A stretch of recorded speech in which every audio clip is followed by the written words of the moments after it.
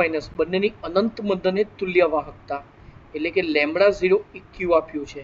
એટલે lambda 0 EQ of NH4 plus અને OH minus એટલે કમ્બાઇનલી તમે લખો તો NH4OH. તો NH4OH માટે તમારે બંનેનો સરવાળો થશે 72 અને 198. બરાબર, એટલે આ થશે 270 મો સેન્ટીમીટર સ્ક્વેર તુલ્ય ઇન્વર્સ રહી ગયું છે. ચાલે હવે સેન્ટી નોર્મલ. સેન્ટી એટલે શું? તો કે સેન્ટી એટલે 10 ની માઇનસ નીચે લખું છું 10 ની માઇનસ 2 નોર્મલ એટલે કે 0.01 નોર્મલ. NH4OH ની તુલ્ય વાહકતા. ભાઈ તુલ્ય વાહકતા એટલે શું? આ તો અનંત મંદને છે.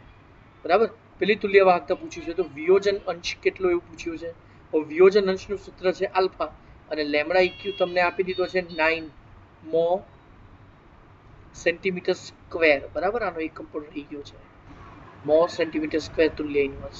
તો આનું સૂત્ર છે લેમ્બડા ઇક્યુ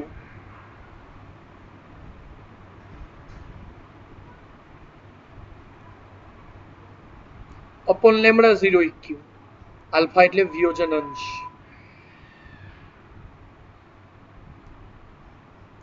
બરાબર, તો લેમ્બડા ઇક્યુ 9 અને પેલું 270. સિમ્પલ. બરાબર, આનું કશું કામ જ નથી કેમ કે ડાયરેક્ટ તમને આલ્ફા વિયોજન અંશ મળે ને. તો આલ્ફા બરાબર થાય 9 તરી 27 1/30. બરાબર, 1/30 આ વિયોજન અંશ છે તો વિયોજનની ટકાવારી એનું સૂત્ર થાય 1/30 ઇન્ટુ 100 એટલે કે 10/3. તો આન્સર આવ્યો 3.33%. નેક્સ્ટ 0.001 મોલર CH3COOH ની તુલ્ય વાહકતા 50 મો સેન્ટીમીટર સ્ક્વેર તુલ્ય ઇન્વર્સ છે. બરાબર, તુલ્ય વાહકતા ફરીથી પાછી 250 આપી છે તો આયનીકરણ અંશ ભાઈ સેમ ક્વેશ્ચન થયો. તો તમે જે આગળનો ક્વેશ્ચન છે એના જેવું જ ફરીથી લેમ્બડા આલ્ફા બરાબર lambda EQ upon lambda 0 EQ અને અહીંયા બી તુલ્ય વાહકતા શબ્દ લખ્યો છે. બરાબર, એટલે ઇક્યુ લખ્યું. જો મોલર વાહકતા કયું હોત તો આપણે અહીંયા લેમ્બડા m લખત. તો અહીંયા બી 50/250 અને વિયોજનના ટકા પૂછ્યા છે કેમ કે ઓપ્શનમાં ટકા આપ્યા છે તો એ જે આલ્ફા આવે આ અહીંયા બી આવશે 1/5 ગુણ્યા 100 એટલે 20% આન્સર થશે. નેક્સ્ટ CaCl2 H2SO4 અને HCl ની અનંત મંદને મોલર વાહકતાના મૂલ્યો આપ્યા છે.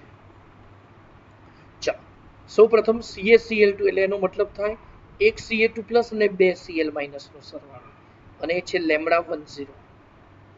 બીજું છે H2SO4 તો એનો અર્થ થશે 2H+ અને એક SO4 2- તો આ થશે લેમ્બડા 02 અને HCl that means એક H+ અને એક Cl- તો આ છે લેમ્બડા 03. બરાબર, હવે આપણે શોધવું છે CaSO4 માટે.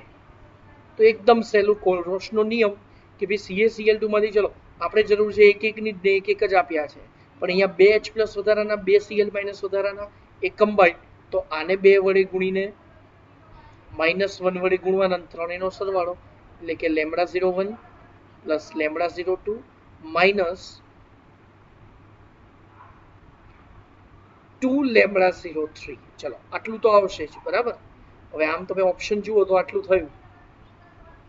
હવે આ છે મોલર વાહકતા. હવે તમને ખબર છે નોર્માલિટી બરાબર મોલારિટી ગુણ્યા n. બરાબર, એટલે હવે જો હું મોલર વાહકતાનું સૂત્ર લખું તો અહીંયા થશે 1000 ગુણ્યા k જ્યાં મોલ.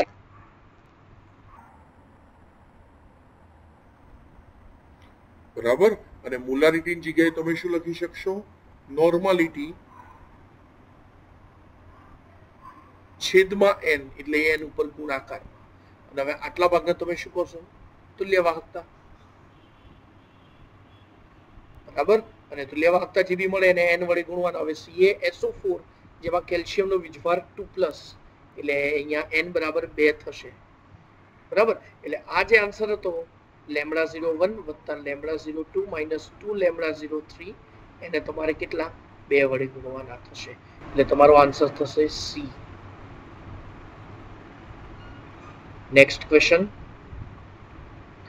એસિડ યુક્ત પાણીનું વિદ્યુત વિભાજન કરો તો H2 વાયુ મળે તો કેટલો O2 મળે તો સ્ટુડન્ટ્સ જો તમને સમીકરણ યાદ હોય તો H2O નું વિદ્યુત વિભાજન કરો તો એનોડ ઉપર પ્રક્રિયા થાય છે H2O gives 2H plus half O2 plus 2 electron અને કેથોડ પર પ્રક્રિયા થાય છે 2H2O plus 2 electron gives H2 gas વત્તા 2OH minus બરાબર એટલે H2 જેટલો મળે O2 એનો હાફ મળે એટલે H2 ના મોલ અને O2 ના મોલ જો મારે સરખા કરવા હોય તો H2 જેટલો મળે O2 એનો હાફ મળશે તો એને જો તમે 2 વડે ગુણી દો બરાબર તો H2 ના મોલ બરાબર 2 ગુણ્યા O2 ના મોલ અડધા અને એને 2 વડે ગુણો તો 1 થશે ને H2 ના એક જ હતા જોઈ લો તો હવે O2 નું પૂછ્યું છે તમને હવે જો અહીંયા કદ આપ્યું છે તો જો મોલ હોય તો તમે એ જ સૂત્ર કદમાં પણ લખી શકો પણ એક તે પરિસ્થિતિ સમાન તાપમાન દબાણની પરિસ્થિતિ સમાન બરાબર હવે H2 નું કદ કેટલું આપી દીધું તમને 5.6 તો ગુણ્યા 1/2 એટલે એના હાફ થશે 2.8 સેમ આ રીતે ઊંધું પૂછે O2 નું કદ આપી દો તો H2 નું કદ કેટલું સિમ્પલ O2 ના કદને 2 વડે ગુણી દો બરાબર એટલે આ મોલ છે યાદ હોય તો STP એ 1 મોલ નું કદ ફિક્સ છે 22.4 લીટર STP એટલે સમાન પરિસ્થિતિ લો તો જ ને એટલે એક તે અહીંયા જો મોલ સમાન હોય તો એના કદ પણ સમાન પણ કેવી સમાન પરિસ્થિતિ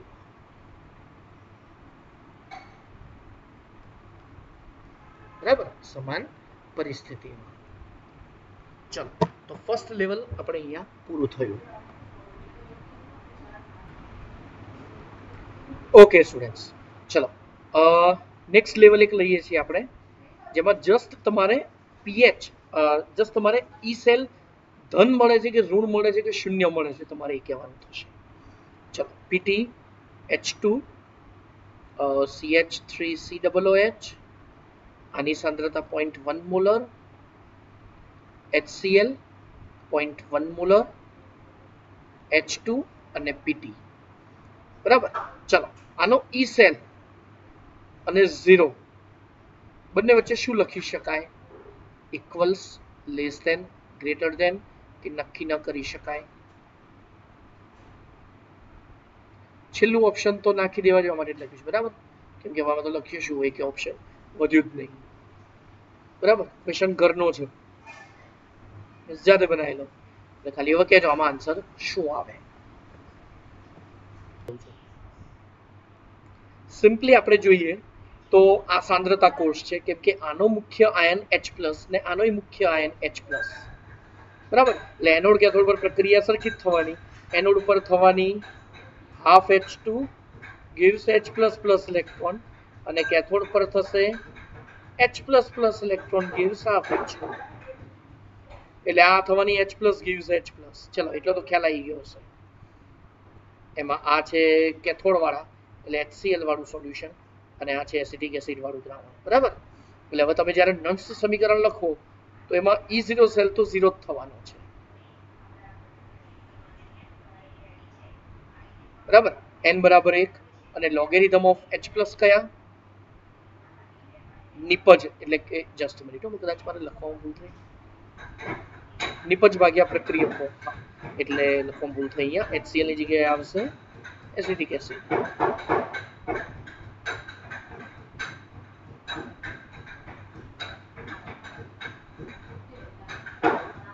divided by H+ કયા HCl હવે આ છે 0 -0.059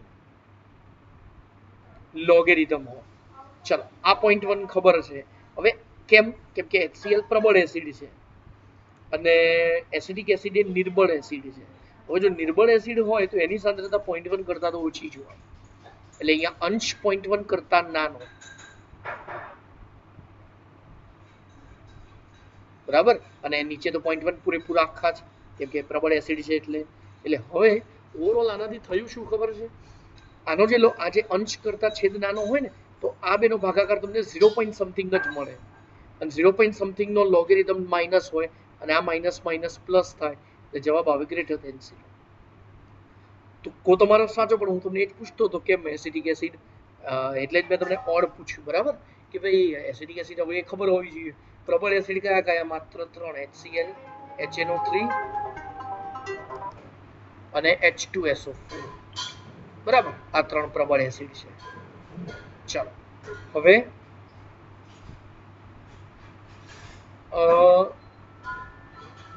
બીજું એક સોલ્વ કરીએ. PtH2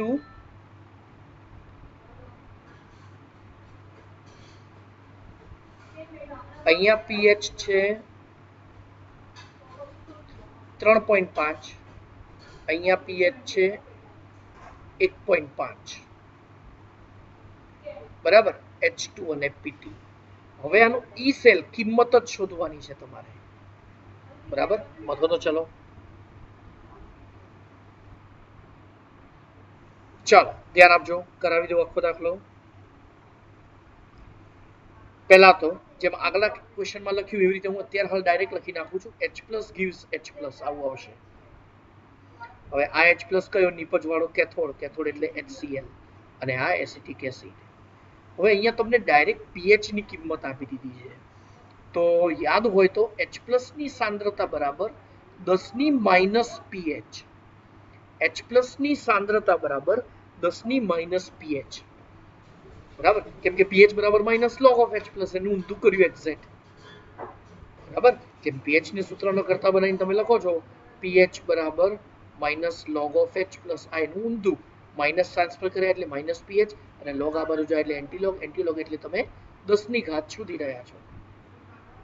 હવે જો તમે નંસ સમીકરણ લખો તો E સેલ બરાબર E0 સેલ માઇનસ 0.059 અપોન 1, અને લોગેરિધમ ઓફ શું આવશે, H+ કયા, નિપજ એટલે કે એસિટિક એસિડ વાળા, અને ડિવાઇડેડ બાય H+ કયા, HCl વાળા. ચાલો આ તો 0 થવાનો છે, આ 0.059 ની જગ્યાએ આપણે 6 લખીએ. લોગેરિધમ ઓફ શું થશે, ચલો H+ એટલે અહીંયા શું આવશે, એસિટિક એસિડની pH 3.5 છે તો 10⁻³ - 3.5, અને અહીંયા 10⁻⁻1.5, બરાબર.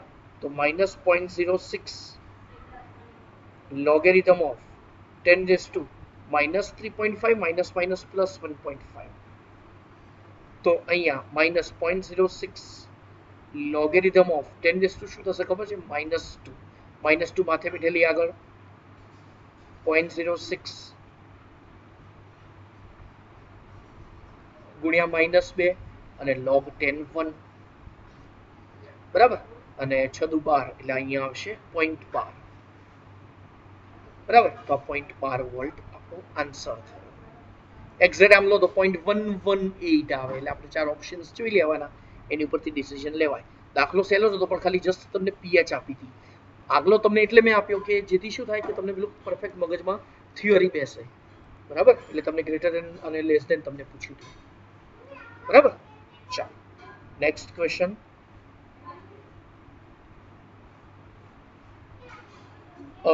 E0 OCl - Cl બરાબર 0.94 volt, E0 Cl - half Cl2, આ છે -1.36 વોલ્ટ, બરાબર. તો તમને E0 of OCl - half Cl2 પૂછ્યું છે, આ કેટલા થાય? ઓકે, ચલો હવે આ ક્વેશ્ચન જોઈએ. ચલો જુઓ ભાઈ, આ ક્વેશ્ચન છે ને, એક મારો વિડિયો જોજો, ગિબ્સની મુક્ત ઉર્જા અને કોષ પોટેન્શિયલ વચ્ચેનો સંબંધ, આ એની ઉપર આધારિત છે, બરાબર. પોસિબલ હોય તો એ વિડિયો એકવાર જોઈ લેજો એટલે તમારે સરખું. ચલો OCl - એમાં Cl નો ઓક્સિડેશન આંક +1, Cl - નો ઓક્સિડેશન આંક 0, Cl - નો ઓક્સિડેશન આંક -1, Cl- નો ઓક્સિડેશન -1, Cl2 અણુ છે એટલે 0. તો જો પહેલા +1 આવશે, પછી 0 આવશે, બરાબર, અને પછી -1 આવશે. ઓકે, ચલો આટલો તો ખ્યાલ આવ્યો હશે. હવે આ મેં અહીંયા એક ડાયાગ્રામ બનાવ્યો, એની ઉપરથી તમને આઈડિયા આવશે કે શું પૂછ્યું છે. તો OCl- થી Cl2 તમને આ પૂછ્યું છે, બરાબર. ચલો જે પૂછ્યું છે આપણે એને ક્વેશ્ચન માર્ક કરી દઈએ, બરાબર. હાફ Cl2 થી Cl-, હવે તમને આપ્યું છે Cl- થી હાફ Cl2, તો તમારે એને ઊંધું કરીને લખવાનું, એટલે આ થશે 1.36. ઊંધું એટલે ખબર પડી ને, નિશાની ચેન્જ. અને OCl- થી હાફ Cl2 પૂછ્યું છે, અને OCl- થી Cl- એ પરફેક્ટ છે. જે એરો જઈ રહ્યો છે ખાસ જોવાનું, બરાબર. તો આ 0.94. તો યાદ હોય તો આના માટેનું સૂત્ર આ રીતે હતું. પહેલા તો ડેલ્ટા જી ટોટલ બરાબર delta G1 plus delta G2. Set change કરીએ, Ne બરાબર N1E1 પ્લસ N2E2.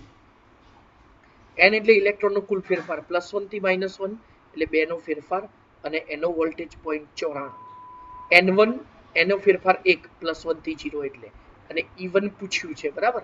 આટલાને આપણે E1 કહીશું, આ આપણે E2 કહીશું, ને આ આપણે E ટોટલ કહીશું.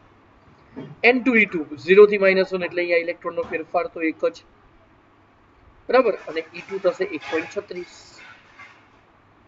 બરાબર. તો સિમ્પલ તમે E1 શોધી શકશો. અને એવી જોવાનો પાછો પોટેન્શિયલ એ રેન્જમાં છે ને, ઘણીવાર તમને હાફ Cl2 gives OCl- આપ્યું હોય, એટલે જે આન્સર આવે એનો પાછો નિશાની ચેન્જ કરીને લખવાનો.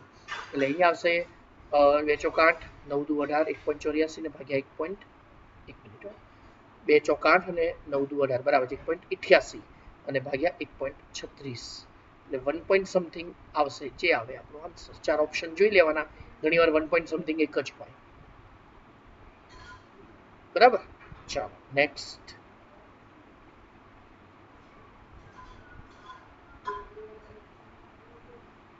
નેક્સ્ટ ક્વેશ્ચન છે, એમાં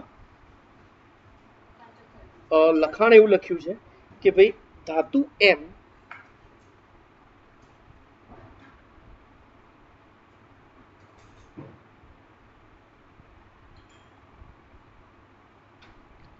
NiSO4 ના દ્રાવણમાંથી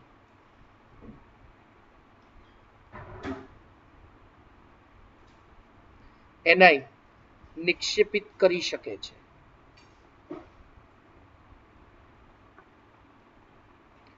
પરંતુ MnSO4 ના દ્રાવણમાંથી Mn નિક્ષેપિત કરી શકતું નથી. તો રિડક્શન કરતા તરીકેની પ્રબળતાનો ઉતરતો ક્રમ. ચાલો ક્વેશ્ચન ડાયરેક્ટ સોલ્વ કરાવી દઉં છું. સૌપ્રથમ તો પહેલી પ્રક્રિયા નિક્ષેપિત કરી શકે એટલે શું ખબર છે, M ધાતુ NiSO4 સાથે પ્રક્રિયા કરે ત્યારે MSO4 બનાવે ને નિકલ છૂટું પાડી શકે છે. પણ જ્યારે M ધાતુને MnSO4 સાથે પ્રક્રિયા કરો તો એ વખતે MSO4 અને Mn છૂટું પડતું નથી. સીધું છૂટું નથી પડતી તો ઊંધી થઈ શકે છે, એટલે કે MSO4 ના દ્રાવણમાંથી M ને છૂટું પાડી શકે. હવે જો જે વધુ સક્રિય હોય ને હંમેશા ઘન સ્વરૂપે હોય, અને ઓછી સક્રિય જો આયન સ્વરૂપે હોય તો જ પ્રક્રિયા થાય. એટલે M અને Ni માં M નો ઓક્સિડેશન પોટેન્શિયલ વધારે, અને Mn નો ઓક્સિડેશન પોટેન્શિયલ M કરતા વધારે. આ પ્રક્રિયા પરથી આપણે લખ્યું છે, એનું નિક્ષેપણ થઈ શકે, ધેટ મીન્સ પ્રક્રિયા નથી થતી, ધેટ મીન્સ ઊંધી પ્રક્રિયા આપમેળે શક્ય છે.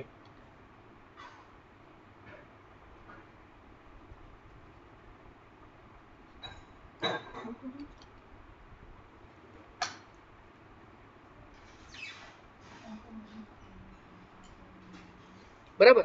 તો અહીંયા રિડક્શન કરતા તરીકેની પ્રબળતાનો ઉતરતો ક્રમ શું થશે? તો સૌથી વધુ સક્રિય કોણ? M કરતા, M એ Ni કરતા વધારે, અને m કરતા mn વધારે તો mn આવશે, ત્યારબાદ m આવશે, ત્યારબાદ ni આવશે. અને રિડક્શન કરતા તરીકેની પ્રબળતા એ જ ઓક્સિડેશન પોટેન્શિયલ. થિયરી કદાચ યાદ હોય તો મેં એક કોષ્ટક બનાવ્યું, લાક્ષણિકતા લખી હતી, પછી ઉપરથી નીચે, નીચેથી ઉપર, વધે ઘટે ઘટે વધે, એમાં બધી લાક્ષણિકતાઓ લખી હતી 4. બરાબર? પોસિબલ હોય તો વિડીયો ફરી એકવાર જોઈ લેજો તો તમને ઇઝીલી યાદ રહી જશે. નેક્સ્ટ.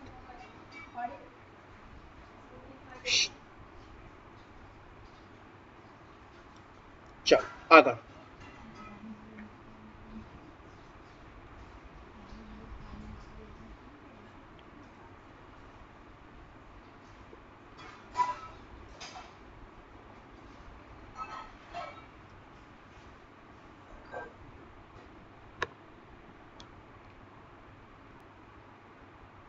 ચાલો ધ્યાન આપજો. m/32 સાંદ્રતા ધરાવતા દ્રાવણ નિર્બળ એસિડના દ્રાવણની તુલ્ય વાહકતા 8 mho centimetre square mall inverse અને અનંત મંદને તુલ્ય વાહકતા 400 mho સેન્ટીમીટર સ્ક્વેર તુલ્ય ઇન્વર્સ છે. અહીંયા તુલ્ય આવે તો એસિડનો વિયોજન અચળાંક શું થાય? સ્ટુડન્ટ્સ હવે આ ક્વેશ્ચન સોલ્વ કરવા માટે ચલો પેલું તો સોલ્વ કરવાનું જ આપણે. હવે બીજું, નિર્બળ આ મોનોબેઝિક એસિડ છે, બરાબર? આની બેઝિકતા 1 છે એટલે આપણે નોર્માલિટી એ જ થશે 1/32. બરાબર? હવે એની જરૂર કેમ પડશે એ તમને કહી દઉં. પહેલા તો તમે આલ્ફા શોધશો lambda m upon lambda 0m, બરાબર? અને ત્યારબાદ તમારે કે એ વિયોજન અચળાંક શોધવું હોય તેનું આ સૂત્ર છે C alpha square upon 1 minus alpha, અને C એટલે આ નોર્માલિટી 1/32 તમારે લઈ લેવાની. અને આલ્ફા આજે મળે એ ઉપર, જનરલી આલ્ફાની કિંમત જો 0 પોઈન્ટ સમથિંગ બહુ જ નાની હોય, સ્વાભાવિક છે બહુ નાની જ છે, 8/400 એટલે 1/50, બરાબર? 1/50 એટલે ઉપર નીચે 2 વડે ગુણો એટલે 2 × 10 0.002 થાય, 10 માઇનસ નહીં 0.002 થશે. થોડીક ઉતાવળ કરી દીધી.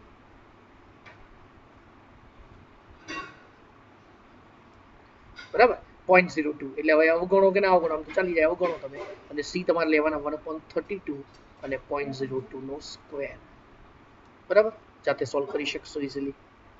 આ ક્વેશ્ચન CBSE પહેલા PMT લેવાતી હતી, નીટ પહેલા, બરાબર? 2009 માં ક્વેશ્ચન પૂછાયો હતો. નેક્સ્ટ. એટલે હવે આમાં